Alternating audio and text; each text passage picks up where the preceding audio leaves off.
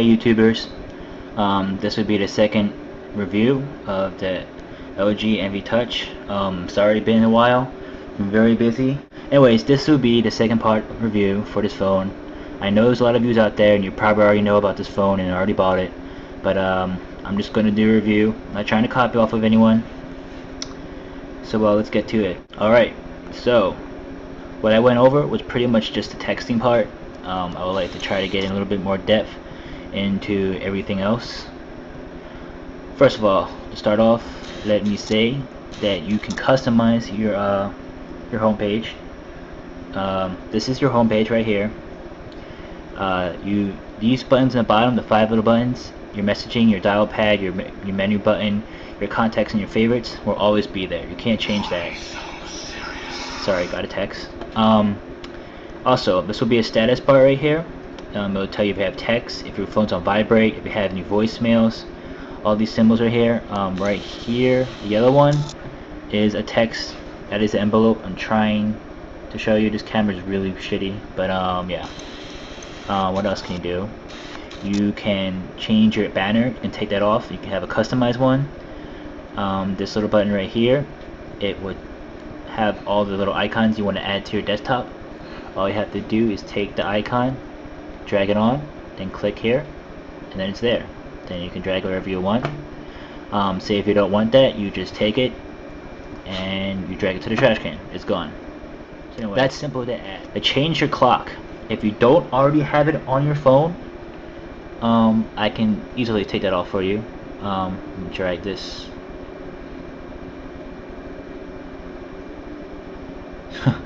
Hold on. Alright. Okay, so say you don't have that clock there. What you do is you click this arrow. Trying to show you. You want to select clock. Drag it out. And you see it automatically was right on the top. You can drag that wherever you want. You can even replace it with this Verizon wireless banner and replace it with that. Take it off. Then, whoops. All you have to do to take it down is hold it, drag it, put it to the very bottom. I like putting it in the very bottom. And there you have your clock. Other features in this phone. Okay, so menu button. We have your contacts, we have your messaging, we have your recent calls, we have mobile email, mobile IM, visual and voice email. Oh, there's 3 tabs. Yeah, first tab is communication, then multimedia, and then settings and tools. So I just went over the communications, and let's go into the media. First you have your media center, you have your browser, my music, games and apps, VCast music, and you have VCast videos. All the VCast games and music things are counted as data. So if you don't have a data plan, it would not really browse into there. Sorry. In your media center, what you have listed, let me try to zoom in here. This adjusts. I don't know if you can see that, but I hope you do. You can see music and tones, picture and video, games, browser, and download. You have extras, and that's it. Music and tones, pretty much you can buy music from Rhapsody on Vcast. You can get ringtones, which cost you money as well. All these 2 things are data required, so if you don't have a plan, don't use it. You go to my ringtones, you go to my music, which is stored either on your phone or your via micro SD right there. Also you have my sounds, which acts as text or ringtones. Then you have sync music. Then when you get out of that, your browser, my music. I'm not going to go through these apps because I don't use them, but pretty much they're self-explanatory. Your browser is your internet browser. My music, you go through your music that you bought. Games, you know, it's games, blah blah blah. Okay, so then you go to settings and tools. You have your V navigator, Verizon navigator, which acts as GPS and does count as data as well. It's very useful actually. I used it one time, but like I said, if you don't have data plan, don't use it. You have my ringtones, settings, Bluetooth, tools, and touchscreen settings. In the touchscreen settings, you can actually calibrate your screen, which is very nice. You can control the vibrate effect, which will mean like the feedback when you touch the screen. You also have the vibrate level, you have the vibrate type, and you have auto lock, which you do is on default set on, and you want to keep that on. Let's go through the settings. Settings, you have My Verizon, which it does count as data. Then you have tools. You have your standard voice commands calculator, your easy tip calculator, your calendar, your alarm clock, document viewer, which you can view your Word applications, your Word files on here, but you can't edit them. You also have a stopwatch, and you have a word clock, notepad, drawing pad, USB mass storage, your Bluetooth menu, just adding your devices and going discovery mode. You have your sound settings for your calls or alerts, keypad,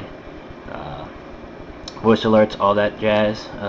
Then you have your display things, your banners, your backlights, your wallpaper, charging screen. So on your charging screen you can show like a calendar or a clock. I have a clock set it on. Display themes, which is only 2. Menu fonts. You can really customize this thing like pretty well. And also internal clock format. Touchscreen settings I went through. Phone settings. You got airplane mode. You have set shortcuts. Voice commands. Language. It's pretty good. Location. Current country. Security. System select and nom setting. Call settings and USB detection. You have your memory, showing how much memory you have left in your card or your phone. Phone info. Now, this is what I was talking about in my previous video. When you go to phone info and you go to software update, you can either check your status of your current firmware, and then you can check new for an update. All you gotta do is do that, and while you look for a new update, it does cost you data plan, but it only does it for about 20-30 seconds. So there's no new software update. Also, if you guys bought this enV Touch like 4 days after you bought it, you will have to go to that settings and you have to update it. One more quick thing before the video time runs out. When you go to your text on the front screen, I'm not sure if you guys noticed this, but when you can say you're in the text and you're viewing the thread of your text, if you want to move back, all you gotta do is swipe to the right, left, and it'll just show you your text like this. I'm not sure if you guys knew that, but it's very useful. Instead of going into your text and scrolling down, it's very easy. Also, you can do pretty much the same thing inside. You go to your messages, you pick your conversation between your person, and then say you don't want to go to view my friend right here, and you just click over view people. See, very useful. Also, one more thing I'd like to mention.